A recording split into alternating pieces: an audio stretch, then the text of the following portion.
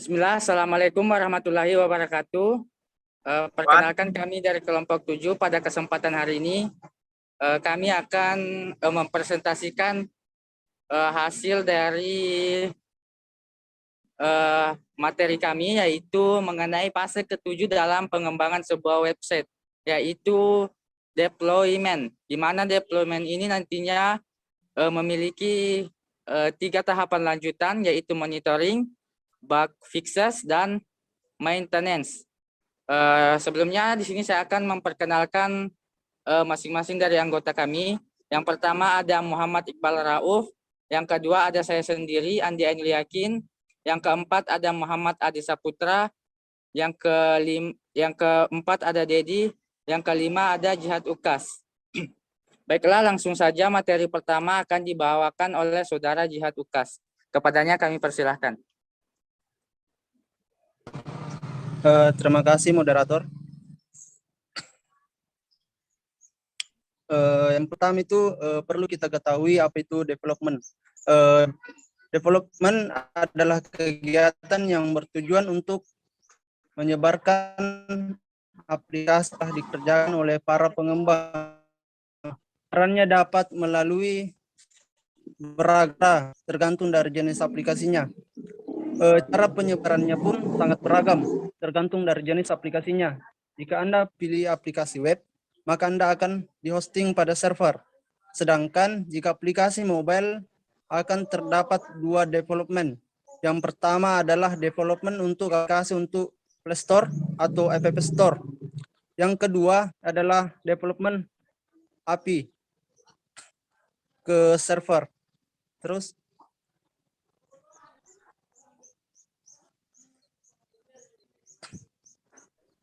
penyebaran atau deploy dalam perangkat lunak dalam pengembangan web pada dasarnya bertujuan untuk mempush, mendorong perubahan atau update atau memperbarui dari satu lingkungan penerapan aplikasi atau application environment. Saat ini menyiapkan sebuah situs web, Anda akan memiliki situs web live, dalam artian dapat diakses secara langsung, di mana itu disebut dengan live atau production environment.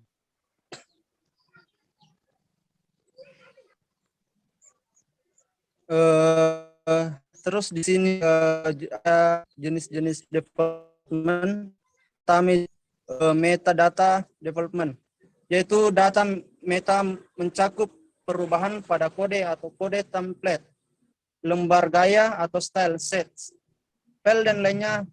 Sebagaimana perubahan ini seringkali memerlukan pemeriksaan validasi antar lingkungan untuk melihat apakah mereka memiliki konflik tak terduga yang diselesaikan. Terus yang kedua, content development. Konten seperti teks, gambar, dan video ditangani secara berbeda selama proses deploy, walaupun terbilang tidak terlalu rumit untuk berpindah antara environment daripada metadata. Terus materi kedua disampaikan dari teman-teman. Di sini saya akan melanjutkan materi yang dibacakan oleh Saudara Jihad.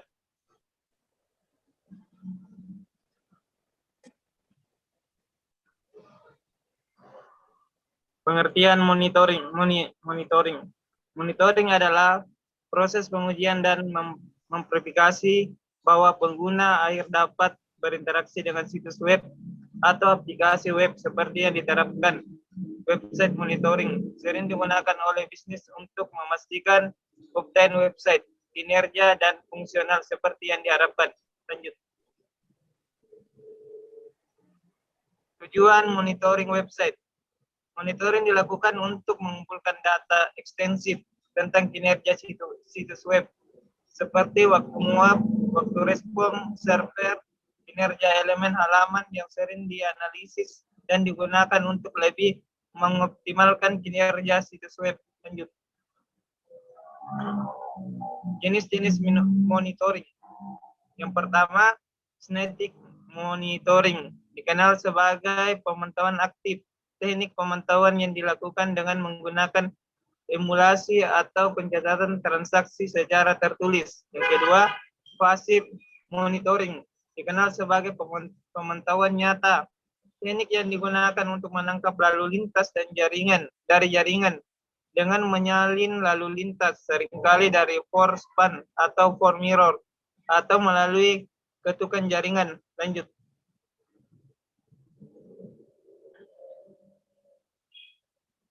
Oke, baiklah, materi akan dilanjutkan oleh teman-teman.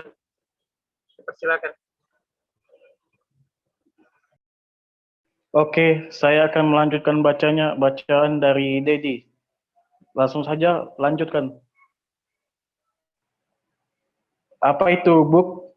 Bug adalah istilah untuk menyebut suatu celah dalam sistem yang dapat menyebabkan sebuah program atau aplikasi tidak bisa berjalan sebagaimana mestinya. Bug tidak akan pernah lepas dari dunia pemrograman. Programmer pasti akan menemukan bug dalam perbuatan aplikasi, mulai dari proses development hingga proses produksi. Kodian yang tidak melewati tahap unit testing sebelumnya dinaikkan ke proses produksi, atau kekeliruan yang disebabkan oleh programmer yang tidak melakukan pengecekan ulang sebelum aplikasi tersebut dinaikkan ke proses produksi. Intinya, minimnya pengecekan secara mendetail dapat mengakibatkan muncul bug dalam sebuah program. Bug juga dapat terjadi karena transisi antar updatean aplikasi. Memang sebuah program atau aplikasi tidak akan pernah terlepas dari bug. Lanjutkan. Mengatasi bug atau fixes bug. Jika mengalami bug, hal pertama yang harus dilakukan adalah identifikasi masalah terlebih dahulu. Proses mencari penyebab bug dinamakan debug. Di dalam dunia programming juga terdapat istilah yang bernama trace kode. Trace kode berguna untuk mengecek seluruh proses, mulai dari proses penginputan dan codingan. Lalu setelah identifikasi masalah, proses selanjutnya adalah bug fixing. Bug fixing adalah proses untuk perbaikan codingan yang salah. Setelah semua diperbaiki, tahap selanjutnya adalah Anda harus melakukan pengetesan kembali sebelum dinaikkan ke proses produksi. Lanjut.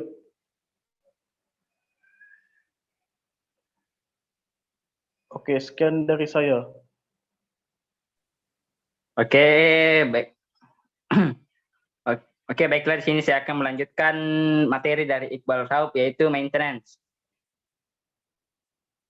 Pengertian maintenance, website maintenance atau pemeliharaan website adalah kegiatan yang dirancang untuk menjaga website berjalan lancar.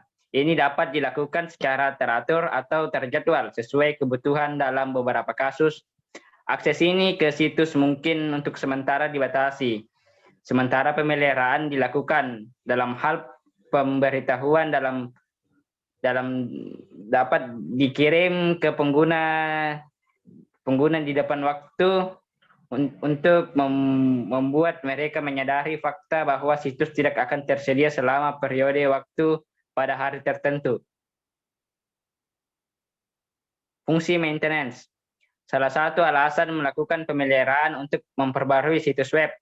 Hal ini penting untuk menjaga informasi up to date dan memastikan bahwa sistem yang digunakan untuk menjalankan situs juga saat ini memiliki program terbaru pada backend akan menjaga website lebih aman. Selain memungkinkan orang untuk mengikuti perubahan, hal ini juga akan meningkatkan pengalaman pengguna di situs, yang bisa sangat berharga bagi mereka yang ingin membangun dan mempertahankan basis pengguna yang besar.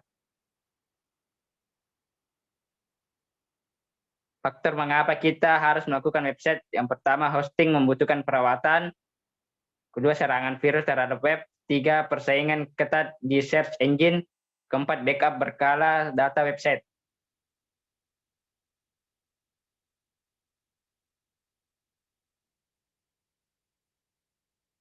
Oke, kesimpulan akan dibaca oleh Andi Ainul Yakin. Terima kasih.